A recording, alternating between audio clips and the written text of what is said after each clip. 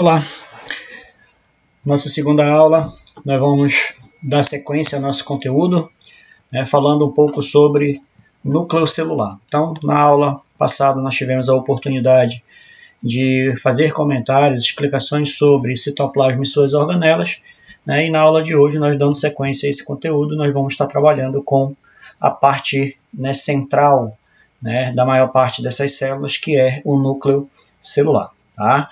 Me chamo Adirley Santos Moreira, tá?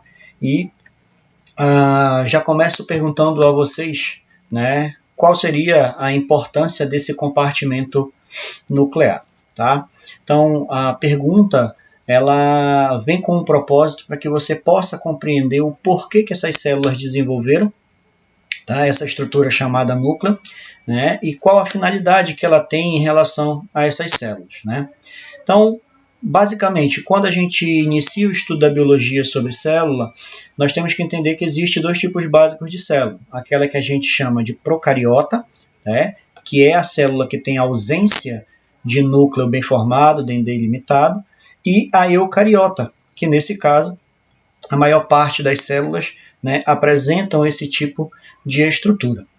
Então, quando se faz a pergunta, ou seja, de qual é a importância desse compartimento nuclear, é justamente para que a gente possa ter uma noção e consiga também aprender que esse núcleo, ele se desenvolveu justamente para garantir uma compactação ou uma organização, tá, das suas estruturas principais, que nesse caso eu tenho os cromossomos, a cromatina e o nucleolo. Tá bom? Enquanto que as células procariotas não apresentam esse núcleo, esse cromossomo, essa cromatina, elas vão ficar dispersas dentro do citoplasma celular, no caso das bactérias.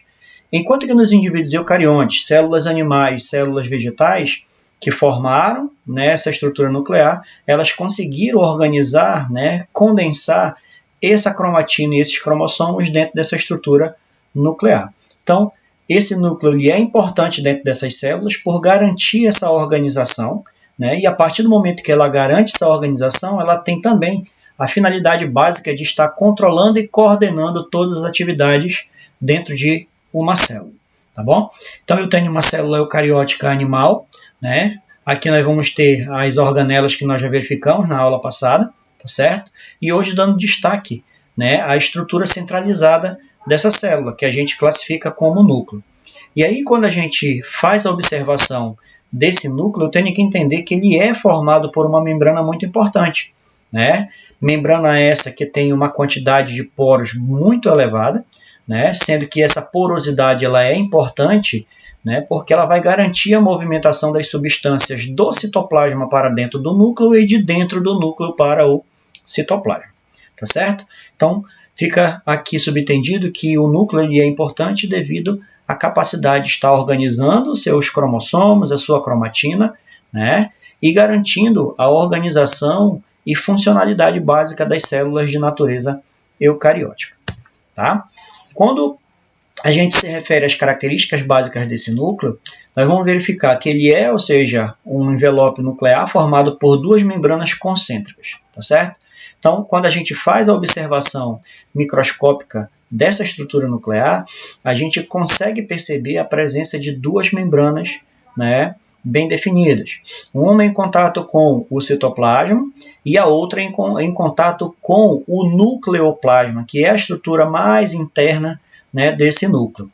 Nela, podemos encontrar uma grande quantidade de poros, onde esses poros que vão estar regulando a passagem de forma seletiva das substâncias que estão presentes dentro do citoplasma em direção ao núcleo e do núcleo em direção ao citoplasma. Então, esses poros eles conseguem fazer essa regulação que é tão importante. Não é qualquer substância que vai entrar no núcleo ou vai sair desse núcleo. Primeiro, há essa possibilidade de selecionar o que é necessário, permitindo essa movimentação do núcleo em direção ao citoplasma e no sentido inverso, citoplasma para dentro do núcleo. Tá certo? O núcleo que vai ser responsável por conter aquilo que nós conhecemos como DNA, o nosso material genético. Geralmente, quando a gente faz a observação desse material, ele está na forma de cromatina. Tá certo? E aí, devido à questão de processos de divisões celulares, essa cromatina ela se condensa formando ou originando aquilo que nós conhecemos como cromossomos. Então, quando a gente se refere cromatina, eu tenho que entender que é a mesma estrutura que forma os cromossomos. Então, eu tenho que entender que cromossomo e cromatina é a mesma estrutura? Sim, porém em estados morfológicos ou com formas diferentes. Cromatina, desenrolada, descondensada, e cromossomo, enrolado ou condensado. Tá certo? Nesses filamentos de cromatina, nós também podemos encontrar, ou dentro do núcleo, nós podemos encontrar proteínas, que, nesse caso, vão estar atuando em diversas funções, e que ajudam a manter esses cromossomos. Então, nós vamos estar encontrando, ou seja, uma quantidade muito grande de proteínas em relação a esse núcleo, associado a funcionalidade ou atuação dos cromossomos. Tá certo? E nós vamos poder estar encontrando também a questão de compartimentos subnucleares com funções bem definidas. Tá? Então, quando a gente se refere ao núcleo celular, nós vamos encontrar essa estrutura principalmente nas células eucariotas, tá certo? Contendo essas características básicas. Ok? O que vai estar acontecendo ou quais são as atividades que podem estar ocorrendo dentro da estrutura nuclear? Primeiramente, você tem que entender que o significado da palavra síntese é produção. Tá certo? Então, significa dizer que dentro do núcleo, há necessidade de sempre estar originando uma cópia, do material genético, do DNA. Por isso, o processo de replicação. Então, nós vamos verificar no conteúdo mais à frente, que toda vez que há necessidade de acontecer o processo de divisão celular, mitose, há necessidade de produzir uma cópia de DNA, justamente para que essa cópia ela possa ser transferida para essa célula que vai surgir, tá certo? Então, esse processo de síntese ou produção de DNA, a gente conhece também dentro do núcleo como o processo de replicação, ok? Depois do processo de replicação, ocorre síntese de RNA, ou seja, produção de um outro tipo de material genético, chamado de RNA, a qual vai fazer o processo de transcrição. Quando eu falo transcrição, é justamente passar a informação que foi elaborada, ou produzida por quem? Pelo DNA. Então, o DNA ele passa, ou seja, a informação para o RNA para que ele possa transcrever, tá, essa informação e, a partir de então, gerar o processamento desse RNA, que a gente chama de splice, e, a partir de então, fazer com que aconteça a formação de proteínas. Tá? Ocorrerá também a montagem de subunidades ribossomais. Então, significa dizer que é dentro do núcleo que vai estar acontecendo o surgimento daquilo que a gente conhece como ribossomos. Como eu expliquei lá nas organelas, o ribossomo ele é produzido dentro do núcleo, tá? Mas pode ser encontrado dentro do núcleo, livre no citoplasma, ou então aderido à superfície do retículo endoplasmático, sempre realizando a mesma função, que será a síntese de proteínas. Então, isso são processos que acontecem dentro do núcleo de uma célula eucariota. Tá? Eu tenho que entender que a estrutura do núcleo ela é dinâmica. Então, quando eu me refiro ao termo dinâmica, significa dizer que ela nunca vai ter uma forma constante, ela sempre está se modificando. Tá? Isso depende muito em que estágio de desenvolvimento ou de atividade a célula se encontra. Tá certo? Então, depende, ou seja, da fase do ciclo celular. Então, quando a gente se refere ao ciclo da célula, eu tenho que entender que eu vou ter, ou seja, o processo de intérfase, tá? E depois dessa intérfase, eu tenho o processo de divisão celular. Então, significa dizer que durante a intérfase, essa célula ela vai estar sofrendo modificações para que inicie um processo chamado de divisão celular, mitose ou meiose. E aí, a gente verifica que a estrutura do núcleo ela começa a se modificar. Então, inicialmente, ela tem um formato circular, cilíndrico, concentrando todo o nucleolo dentro da estrutura e a presença da cromatina distribuída por todo esse núcleo. Tá certo? Então, isso aqui é no núcleo interfásico, é antes da divisão celular. Então, durante esse período aqui, essa célula ela quase não sofre modificações, ela apresenta sempre a mesma característica. Porém, quando finaliza essa intérfase que inicia a divisão celular, eu tenho que entender que esse núcleo ele começa a sofrer modificações. Percebam a diferença, olha só como é que está a organização. Nesse caso aqui, eu tinha um núcleo muito bem organizado e com o processo de divisão celular, na fase que eu chamo de metáfase, o núcleo ele está desorganizado, tá certo? Ele perde a sua característica inicial e depois volta, né, ou seja, a se reorganizar na última fase do processo de mitose que eu chamo de telófase. Então ele tem um núcleo, né, íntegro inicialmente na fase de intérfase, ele perde essa característica durante a metáfase e volta a ter a mesma característica, vai voltar a ter a mesma característica da intérfase lá no final da divisão celular, que a gente chama de telófase, tá certo? Então o núcleo começa a se reorganizar. Então ele está organizadinho, sofre desorganização e depois volta a se reorganizar novamente, tá certo? Então dependendo do tipo de célula, a gente vai verificar que há, ou seja, essa dinâmica em relação ao núcleo celular, tá certo? Quando a gente se refere ao envelope nuclear ou à membrana que forma esse núcleo, né, como eu falei lá no início, duas membranas concêntricas, membrana nuclear interna e membrana nuclear externa, tá? Então a membrana nuclear interna, né, que é a parte mais interna aqui, ó, ela vai ter, né, ou seja, a contato especificamente com os cromossomos, né? E, além disso, com a lâmina de proteína. Então, nesse caso, ela vai estar em contato com todas as substâncias que estão na parte mais interna que constitui esse núcleo. Enquanto que a membrana nuclear externa, ela tem uma composição semelhante àquilo que a gente encontra lá na membrana do retículo endoplasmático, tá certo? Então, como foi falado na aula anterior, o retículo endoplasmático é um prolongamento, né, da estrutura que forma esse núcleo. E aí, né, retículo endoplasmático aqui, ó, né, então significa dizer que são extensões desse núcleo, né, o que garante, né, com que ele consiga realizar todas as atividades básicas de controle e coordenação dentro dessa célula, tá? E ele é mantido por uma rede de filamentos de natureza intermediária, tá bom? E aí, quando a gente se refere à lâmina nuclear, né, a gente tem uma proteína de lâmina, que é o filamento intermediário, que garante suporte e resistência a essa membrana do núcleo, né, e apresenta um sítio de ancoramento da cromatina. Então, nesse caso, lembre-se que o núcleo ele vai ser, ou seja, constituído por duas membranas, ele é poroso, né, sendo que essas estruturas precisam ter uma resistência muito grande, que é justamente para garantir a funcionalidade básica e manter as estruturas contidas tanto na parte interna como na parte externa, tá, desse núcleo, tá bom? Então, os filamentos intermediários da lâmina nuclear se dissociam e se reagrupam em cada divisão celular, tá certo? Então, lembra, se tem porosidade na membrana do núcleo, é justamente para controlar o que deve entrar ou o que deve sair desse núcleo. Do núcleo para o citoplasma e do citoplasma para o núcleo, tá bom? Então, aqui, ó, poros nucleares, transporte ativo e seletivo de macromoléculas para o núcleo. Se é para o núcleo, tem que entender que essa seletividade, ou seja, essa escolha de macromoléculas, ela se dará do citoplasma para dentro do núcleo, tá bom? Então, também permite difusão, né, de pequenas moléculas. O que é difusão?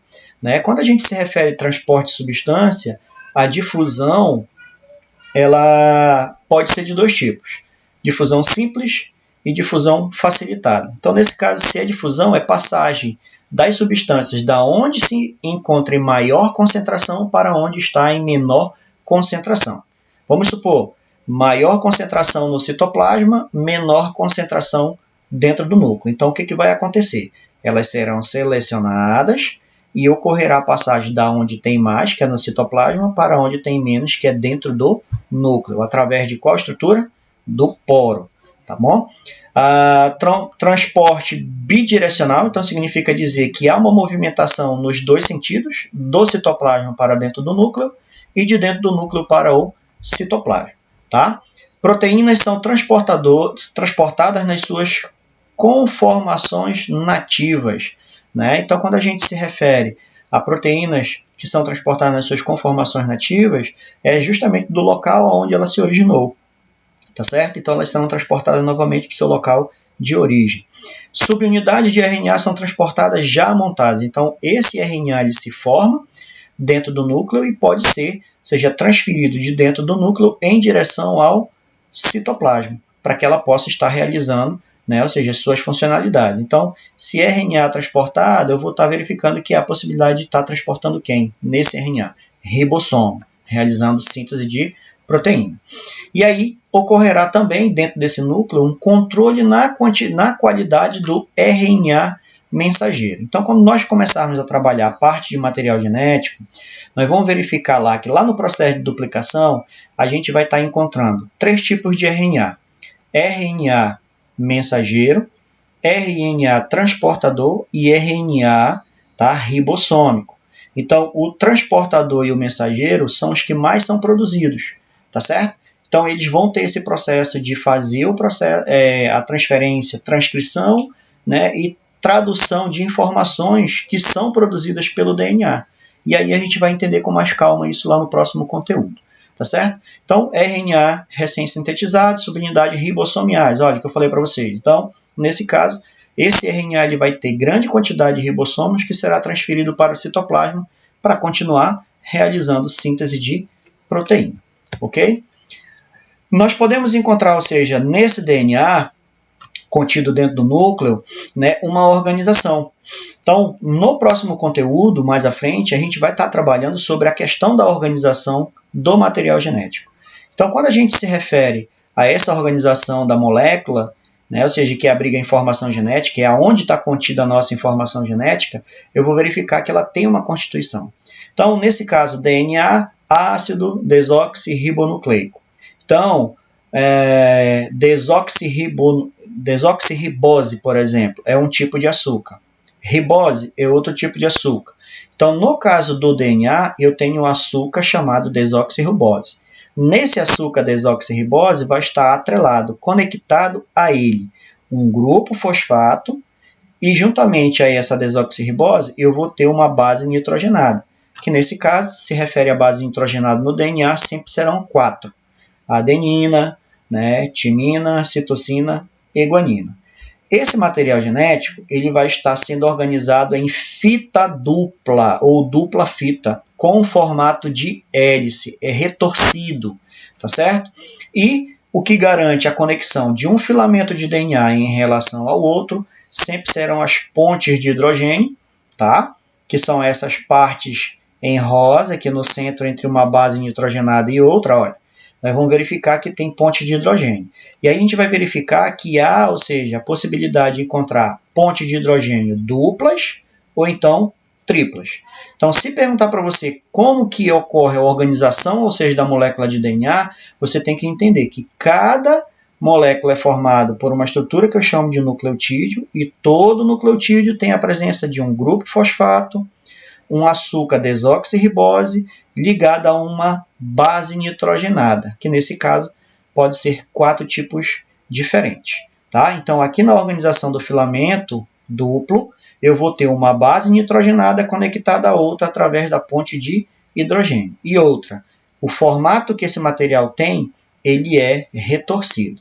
Tá bom? Então, ele está todo compactado dentro do núcleo. Tá bom? Se eu pegar, ou seja, esse material e esticar ele dá em média 2 metros de comprimento, tá certo? Então, toda a combinação básica dessas substâncias é o que vai estar originando uma informação genética, fazendo com que surja uma determinada característica em qualquer espécie, ok? Então, nesse caso aqui, a gente vai estar encontrando DNA, né? A molécula que contém informação genética, como já foi falado. Então, eu tenho 2 filamentos de DNA, sendo que eles estão, ou seja, conectados. Então, o que forma um nucleotídeo? Né? A presença de um grupo fosfato, o açúcar desoxirribose e a presença de uma, né, base nitrogenada. Então, elas estão conectadas aqui, ó. Tá certo? Então, eu tenho uma ligação tripla e eu tenho uma ligação dupla. Então, bem aqui eu tenho uma informação e aqui em cima eu tenho outra informação.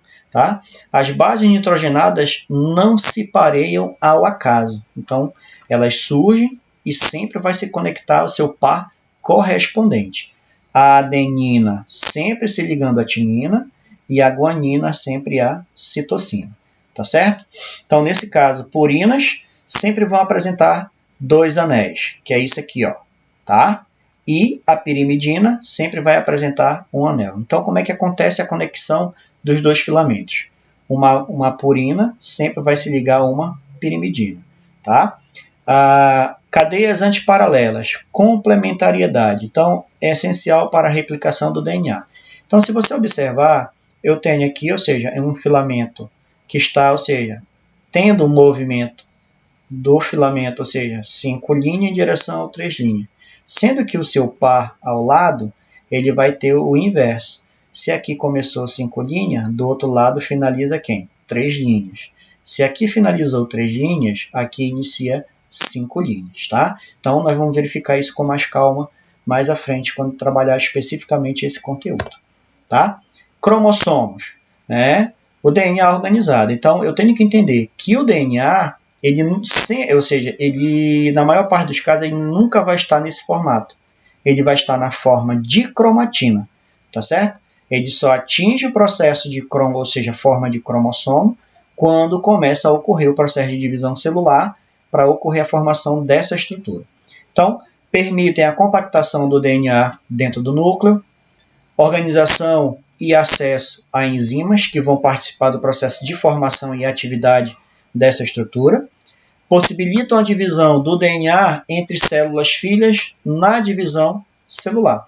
Então, nesse caso, uma única molécula linear, ou seja, uma única molécula de DNA, vai formar quem? Um cromossomo, tá certo? Então, proteínas, elas são responsáveis pela compactação do DNA. Então, quando eu tenho DNA associado à proteína, né, isso é igual a cromatina. Então, que tipo de proteína é que eu vou estar encontrando associada ao DNA? Proteínas que a gente chama de histonas, tá certo? Então, nesse caso, quando se refere à cromatina, é o filamento esticado, tá? Ela não está condensada, ela tem esse formato. A partir do momento em que essa cromatina ela começa a se condensar, ela vai diminuir de tamanho, formando aquilo que a gente conhece como cromossomo. Então, se perguntar para você, cromatina e cromossomo é a mesma estrutura? Sim, porém em estados morfológicos diferentes. Cromatina descondensado e cromossomo condensado, ok? No caso aqui, cromossomos interfásicos, que é o que eu falei para vocês, né? Quando eu tenho, ou seja, eocromatina e heterocromatina. Então, o que significa a palavra heterocromatina? Região da cromatina mais compactada, onde os genes não estão sendo transcritos, tá? Que é o que a gente chama de quiescente. Então, se você observar a parte branca na micrografia eletrônica, você percebe que a heterocromatina ela está mais condensada, tá? Enquanto que na eucromatina, toda a parte em branca ela está mais relaxada. Então, heterocromatina é a forma da cromatina compactada, formando o que a gente chama de cromossomo. Tá? A eucromatina é essa estrutura de forma relaxada, esticada, sem estar condensada, que é toda a parte branca dentro desse núcleo celular. Tá bom? Então, cromossomos interfásicos pode estar encontrando duas diferenças básicas nessa mesma estrutura. Ou ela vai ser encontrada na forma de heterocromatina, que é a compactação dela, tá bom? Ou ela vai estar relaxada, distribuída por todo o núcleo, né, dessa célula, ok? Cromossomos mitóticos. Então, se aconteceu o processo de compactação, que é a formação do cromossomo, eu vou verificar que no cromossomo eu vou estar encontrando regiões, tá? Quais são as regiões importantes? Né? A primeira, que é o centrômero, tá certo? É essa estrutura que vai definir o tipo de cromossomo que eu estou observando, né? Se eu tenho um centrômero, ele vai fazer com que aconteça um estrangulamento e a divisão do resto do cromossomo em partes iguais ou diferentes, tá certo? Então, nesse caso, quando eu encontro o centrômero, eu tenho que entender que eu vou estar encontrando duas cromátides irmãs, tá? 2 pares de cromátides. Então, eu tenho um par, 2 pares, tá certo? Então, nesse caso aqui, eu tenho que entender que todo cromossomo mitótico tem quais estruturas? A presença de cromátides irmãs e a presença de um centrômero, podendo formar um braço curto ou um braço longo, dependendo do tipo do cromossomo, e a presença de um telômero.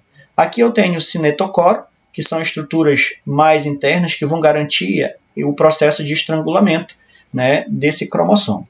Na imagem que eu coloquei agora, eu vou estar verificando aqui 4 tipos básicos de cromossomos, tá certo? Então eu tenho na letra A o cromossomo que a gente chama de metacêntrico. Por que metacêntrico? Porque o estrangulamento do centrômero está bem no meio do cromossomo, formando cromátides, né, de tamanhos iguais. Então, primeiro, que é o letra A, eu vou chamar de metacêntrico. Por que metacêntrico? Porque o centrômero está bem no meio do cromossomo, formando braços de tamanhos iguais.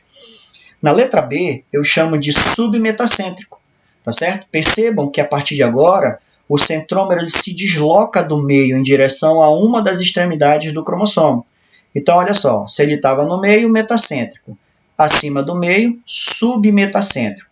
Nesse caso, houve um deslocamento para próximo da extremidade, formando um par de cromátides curtas e um par de cromátides longas. Tá? Ainda aconteceu o deslocamento para próximo da extremidade, né, formando um par de braços curtinho e um mais longo. Então, aqui é o metacêntrico, submetacêntrico, tá? Submetacêntrico,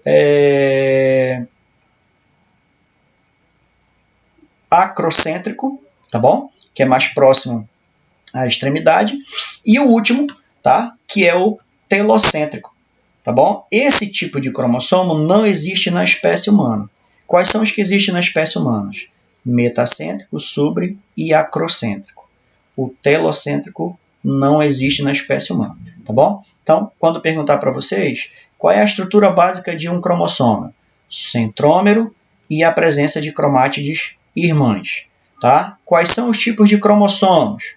Metacêntrico, submetacêntrico, acrocêntrico e telocêntrico. Nesse caso aqui, o único que não é da espécie humana é aquele que a gente chama de telocêntrico, tá ok? Então, nesse caso, relacionado aos cromossomos, né, são esses os básicos, tá? A próxima estrutura que eu encontro dentro do núcleo chama-se nucleolo, tá? É a sede onde vai acontecer a produção de RNA ribossômico. Então, já dá de eu entender que a funcionalidade básica do nucleolo é garantir a produção de grande quantidade de ribossomo, tá certo? Então, esse ribossomo atuando dentro do núcleo realiza a síntese de proteínas. Fora do núcleo, síntese de proteínas também. Tá? Então, agrupa regiões cromossômicas que contêm genes para a síntese de RNA ribossomal. Tá bom? E, além disso, né, os RNAs são agrupados com proteínas ribossomais para formar as subunidades maior ou menor. Então, o nucleolo ele tem essa funcionalidade, né, de garantir a produção de RNA ribossomal para poder gerar a estrutura ou a organela não membranosa que a gente chama de ribossomo. Ok? Aqui nós vamos ter a questão da organização, né, ou seja, do material genético humano, né, que a gente chama essa organização de cariótipo. Então eu preciso coletar, né, ou seja, material genético de alguma parte do corpo e a partir de então trabalhar com esse material, né, fazendo com que possa organizar eles em pares. Então os nossos cromossomos na espécie humana são 46 individualizados. Mas se eu for analisar desses 46, eles estão organizados em 23 pares. 22 de natureza autossômica e 1 de natureza sexual. Então, 22 mais 1, total de 23 pares de cromossomo. Individualizados, total de 46. Tá certo? Então, aqui é uma imagem, né, do processo de formação do que a gente chama de cariótipo, para poder identificar os 23 pares de cromossomos. Os 22 que são autossômicos, envolvidos na característica do nosso corpo, e um par exclusivo formando a sexualidade, né, de um indivíduo. Nesse caso aqui do exemplo, formando o sexo masculino, X que veio da mãe e o Y que veio do pai. Tá? Aqui eu tenho uma micrografia, né, ou seja, feita através do microscópio, mostrando toda a organização. A partir de agora, o que eu vou fazer? Pego isso aqui, vou recortar essa imagem e organizar dessa forma aqui para poder surgir o que eu chamo de cariótipo de um indivíduo. Tá bom? Então não esqueça, 46 cromossomos ao todo, né? Sendo que desses 46, né, formando aos pares, 22 são autossômicos e um par é sexual, ok? Desejo aí bons estudos a todos, né? Fiquem em casa, né? E até a próxima aula.